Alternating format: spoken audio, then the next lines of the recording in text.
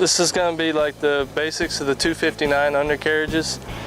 A lot of the issues we see is the not getting the tracks adjusted properly. In Caterpillar's terminology, it's supposed to be a ½ inch of deflection for every 100 pounds. So right here, this track, if you can put about 100 pounds of pressure on it and get a ½ inch deflection, that's about perfect.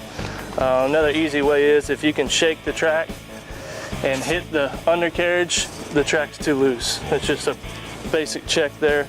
And then there's a few grease, the track's grease adjusted. So you'll need a 13mm wrench, and you basically remove this cover.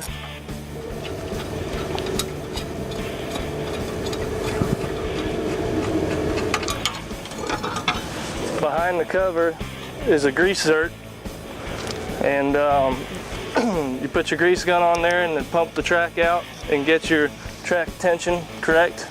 A lot of the issues we have is over tightening and under tightening both.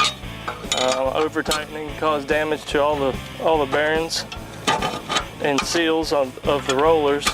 Under tightening causes damage to the track and sprockets.